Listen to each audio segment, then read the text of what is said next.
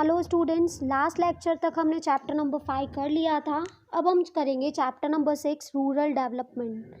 Right, इससे पहले आपको चैप्टर 5 की क्वेश्चन आंसर्स वाली कॉपी जो है वो पूरी कंप्लीट करनी है।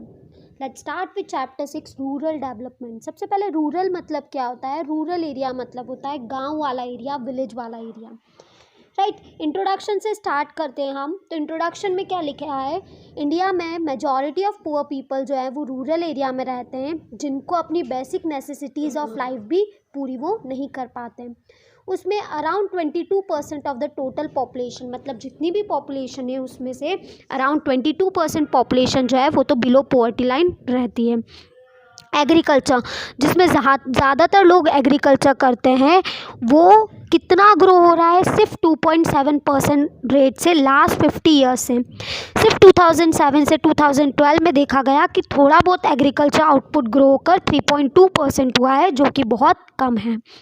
एग्रीकल्चर का शेयर अगर जीडीपी में देखें तो जीडीपी पे एग्रीकल्चर बहुत कम कंट्रीब्यूट कर रहा है, वो डिक्लाइन होता जा रहा है।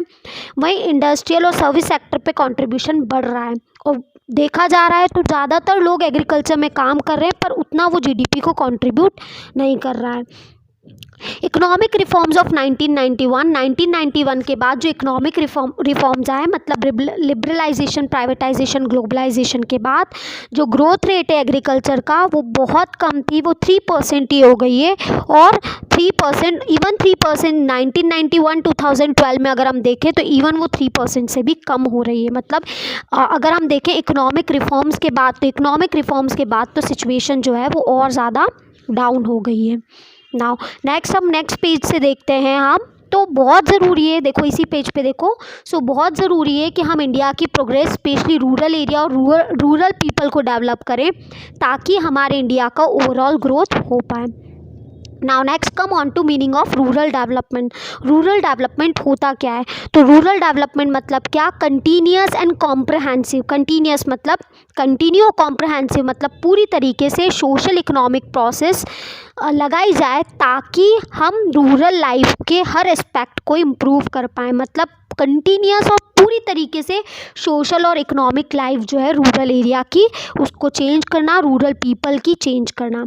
इंडिया में एग्रीकल्चर, ठीक है, agriculture is the major source of livelihood for rural people. ज़्यादातर रूरल पीपल एग्रीकल्चर करते हैं। अराउंड 2/3 पॉपुलेशन जो है वो एग्रीकल्चर का ही काम करती है। तो बहुत ज़रूरी है कि हम एग्रीकल्चर को डेवलप करें, ताकि अपने आप रूरल एरिया जो है वो भी डेवलप हो जाएगा, उसका भी बेटरमेंट हो जाएगा। टर्म रूरल डेवलपमेंट जो है उसमें सिर्फ एग्रीकल्चर डेवलपमेंट से ही मतलब नहीं है, बल्कि हम सारे एस्पेक्ट में डेवलपमेंट चाहते हैं रूरल एरिया के पीपल्स का, ताकि उनकी क्वालिटी ऑफ लाइफ इम्प्रूव हो और साथ साथ में उनके इकोनॉमिक और सोशल कंडीशन जो है पीपल की वो भी इम्प्रूव हो। रूरल पीपल जो है कितने हैं? Around 3/4 of the total population है। इसलिए बहुत ज़रूरी है कि जब तक हमने रूरल एरिया को डेवलप नहीं किया, तब तक हमारी कंट्री की इकोनॉमी जो है वो लैग्ड बिहाइंड ही रहेगी। लैग्ड बिहाइंड मतलब पीछे ही रहेगी। तो ये जो ट्रेंड चल रहा है कि बिल्कुल भी रूरल एरिया इम्प्रूव नहीं हो पा रहा है, इस ट्रेंड को देखकर बहुत सारे स्पेशल प्रोग्राम्स भी गवर्नमेंट ने बनाए। स्पेशली 5 ईयर प्लान्स में भी गवर्नमेंट ने रूरल डेवलपमेंट पे फोकस किया, ताकि इंडिया का ओवरऑल डेवलपमेंट हो सके, रूरल एरिया का ओवरऑल डेवलपमेंट हो सके। इस चैप्टर में हम क्या क्या डिस्कस करेंगे? तो क्रेडिट और मार्केटिंग फैसिलिटीज़ डिस्कस करेंगे रूरल पीपल की, डाइवर्सिफिकेशन ऑफ एग्रीकल्चर एक्टिविटीज़ पढ़ेंगे, ऑर्गेनिक फार्मिंग पढ़ेंगे और सस्टेनेबल डेवलपमेंट की इम्पॉर्टेंस पढ़ेंगे।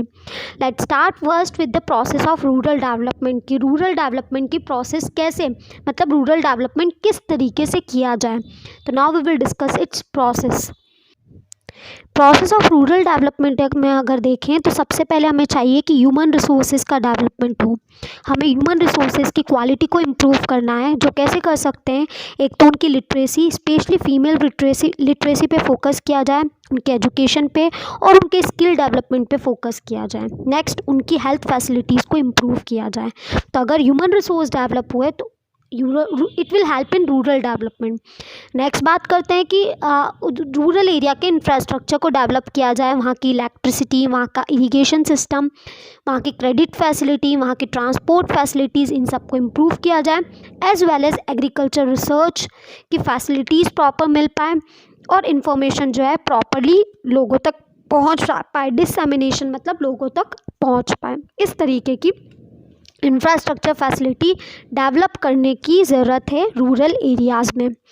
देखते हैं लैंड रिफॉर्म्स। तो लैंड रिफॉर्म्स में चेंजेस करने हैं, मतलब लैंड के सिस्टम में चेंज करने हैं। एक तो जो भी एक्सप्लॉयटेशन हो रहा है, ठीक है, बीच के लोग जो हैं, जो मिडिल मैन्स होते हैं, उनका जो एक्सप्लॉयटेशन है उसको ख़त्म करें, ठीक है, right. Actualisation of gold to the land to the tiller, ठीक है, जो टीलर है लैंड का, उसको ही सारे गोल मिले, मतलब उसको ही सारा प्रॉफिट मिले।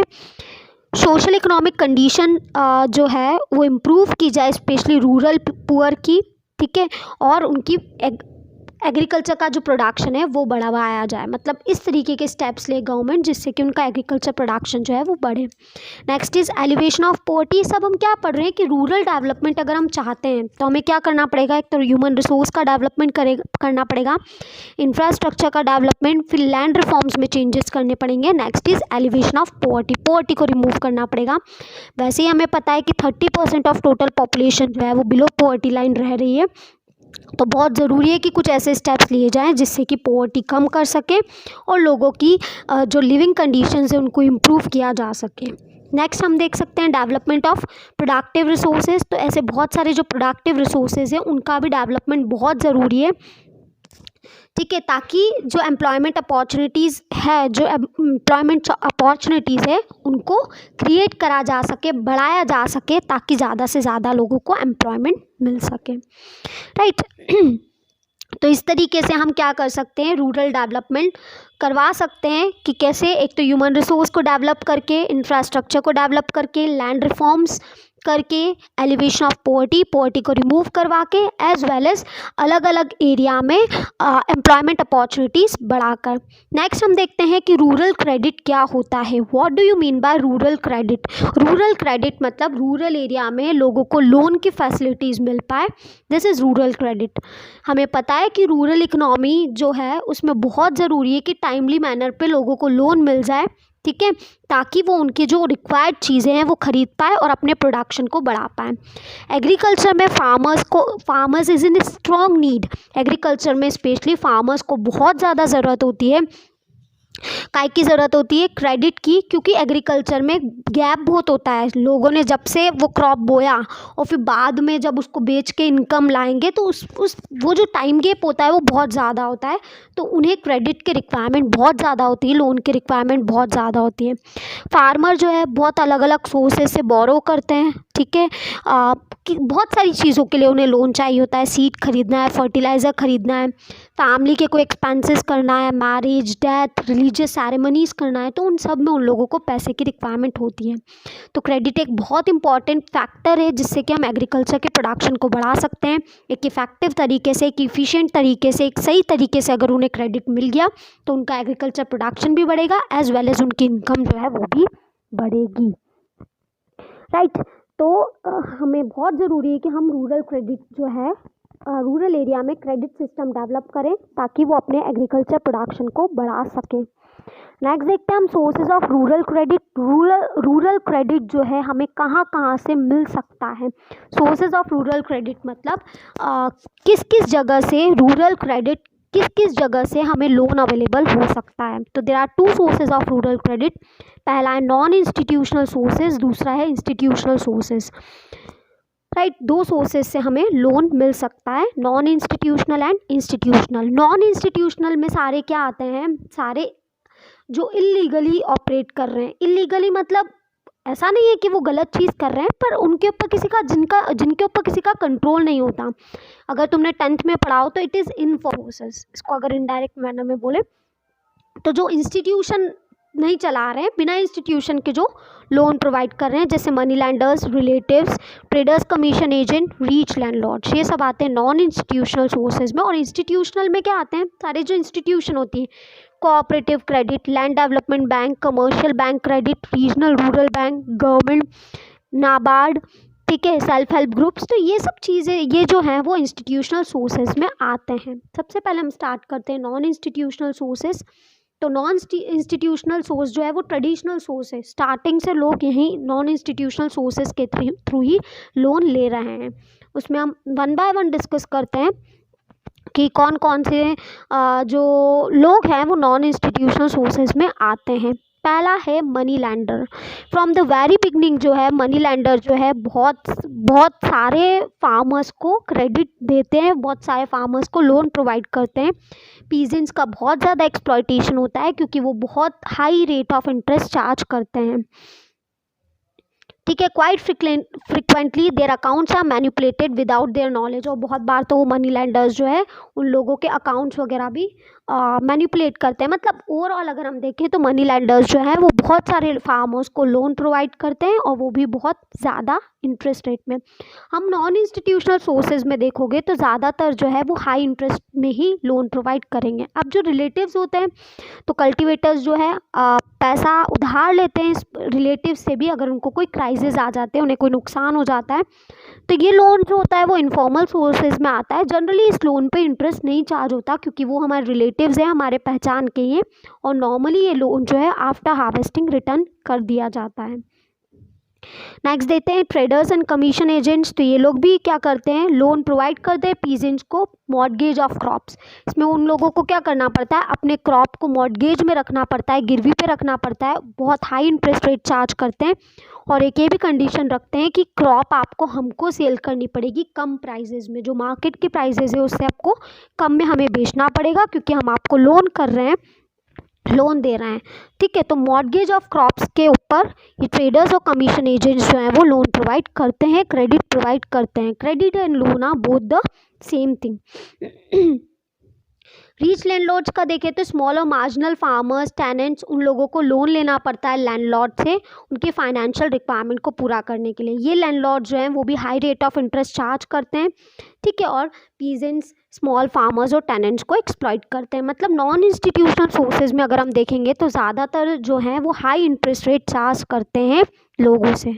ठीक है, एंड इवन फार्मर्स इतना ज़्यादा हाई इंटरेस्ट रेट चार्ज कर देते हैं वो कि दे आर अनेबल टू पे, वो लोग पे करने की हालत में नहीं होते, जितना वो कमाते नहीं उतना तो उनको इंटरेस्ट देना पड़ जाता है। Now next is institutional sources. The various non-institutional sources used to exploit small and marginal farmers by lending to them on high interest rates. जो non-institutional sources हैं वो बहुत ज़्यादा स्मॉल और मार्जिनल फार्मर्स को एक्सप्लॉइट करते हैं हाई इंटरेस्ट रेट चार्ज करके, राइट, और उसकी वजह से वो डेब्ट ट्रैप में फंस जाते हैं। इसके लिए गवर्नमेंट ने क्या किया, गवर्नमेंट ने इंस्टीट्यूशनल सोर्सेज सेटअप किए, specially in 1969, specially after 1969 government ने इंस्टीट्यूशनल क्रेडिट प्रोवाइड करवाना चालू करा। क्यों करा, क्योंकि they are exploiting a lot small and marginal farmers and taking high interest rate from them. So government ने इंस्टीट्यूशनल सोर्सेज सेटअप किया and they are having only 2 objectives. 2 main objectives थे। एक तो ये कि फार्मर्स को एडिक्वेट क्रेडिट मिल जाए, cheap interest rate पे उन्हें क्रेडिट मिल जाए, एज वेल एज स्मॉल और मार्जिनल फार्मर्स जो हैं वो भी अपनी प्रोडक्टिविटी, एग्रीकल्चर के प्रोडक्शन को बढ़ा सके और अपनी इनकम को बढ़ा सके। तो एक तो मतलब मेन रीज़न गवर्नमेंट का इंस्टीट्यूशनल सोर्सेज सेटअप करने का यही रीज़न था कि एक तो फार्मर्स को क्रेडिट मिल जाए कम इंटरेस्ट रेट पे, और साथ साथ में स्मॉल और मार्जिनल फार्मर्स अपनी एग्रीकल्चर प्रोडक्शन बढ़ा सके, अपनी इनकम को बढ़ा सकें। अब कुछ इंपॉर्टेंट इंस्टीट्यूशनल सोर्सेज देखते हैं हम एग्रीकल्चर क्रेडिट के। पहला है कोऑपरेटिव क्रेडिट। तो प्राइमरी ऑब्जेक्टिव कोऑपरेटिव का ये है कि इंडियन पीजेंट्स को मनी लैंडर्स के क्लचेस से छुटकारा मिल जाए। क्लचेस मतलब जो मनी लैंडर्स ने उन्हें बांध दिया है कि उन्हें हाई इंटरेस्ट रेट पे करना पड़ेगा, उनको उससे बचा सके, उनको उससे छुड़वा सके और उनको क्रेडिट दे सके at a low rate of interest. Land development banks जो है वो स्पेशली क्रेडिट देती है फार्मर्स को on the mortgage of their lands. उनको अपनी लैंड गिरवी पे रखकर, मतलब लैंड गिरवी पे रखना होती है उनको, और उसके बदले उनको लोन दिया जाता है, लोन प्रोवाइड किया जाता है ताकि वो अपनी लैंड को इम्प्रूव कर सकें। उन्हें एग्रीकल्चर का कोई सामान खरीदना है तो वो कर सके, एज वेल एज अगर उनके ओल्ड डेब्ट चल रहे हैं, ओल्ड लोन चल रहा है तो उसके पेमेंट के लिए भी लैंड डेवलपमेंट बैंक जो है वो लोन प्रोवाइड करती है। नेक्स्ट देखते हैं हम कमर्शियल बैंक क्रेडिट। तो इनिशियली कमर्शियल बैंक जो है वो भी बहुत इंपॉर्टेंट रोल निभा रही है रूरल क्रेडिट देने में। आफ्टर नेशनलाइजेशन इन 1969 में जब से कमर्शियल बैंक नेशनलाइज्ड हो गए हैं, उन्होंने अपनी ब्रांचेस जो है वो रूरल एरिया में भी सेटअप कर लिए ताकि डायरेक्टली फार्मर्स को लोन प्रोवाइड किया जा सके। Next is regional rural banks. Regional rural banks जो है वो स्पेशली उन एरियाज़ में सेटअप किए गए हैं जहाँ पे कोई भी बैंकिंग फैसिलिटीज़ नहीं है। इनका मेन ऑब्जेक्टिव यही है कि उन लोगों को लोन प्रोवाइड कर सकें, अदर फैसिलिटीज़ प्रोवाइड कर सकें, स्पेशली स्मॉल और मार्जिनल फार्मर्स को जो कि रूरल एरिया में रहते हैं, agriculture labourers, artisan, small entrepreneurs जो रूरल एरिया में रहते हैं, और स्पेशली उन एरिया में इनका मेन अहम है, उन एरिया में ये रीजनल रूरल बैंक सेटअप किए गए जहाँ कोई भी बैंक नहीं है। गॉट, तो इतना हम लोगों ने कर लिया। हमने पढ़ा इंस्टीट्यूशनल नॉन इंस्टीट्यूशनल सोर्सेज और किस तरीके से रूरल डेवलपमेंट हम कर सकते हैं, कहाँ कहाँ डेवलपमेंट की रिक्वायरमेंट है। तो ह्यूमन रिसोर्स में, इंफ्रास्ट्रक्चर में, लैंड के सिस्टम में चेंज करना पड़ेगा, पॉवर्टी रिमूव करनी पड़ेगी और प्रोडक्टिव रिसोर्सेज को भी डेवलप करना पड़ेगा। तो till now we have done this. इसमें पावर बूस्टर्स हैं जिसमें रूरल क्रेडिट कितने कितने टाइम के लिए दिया जाता है, वो पावर बूस्टर में गिवन है। Right, okay, bye.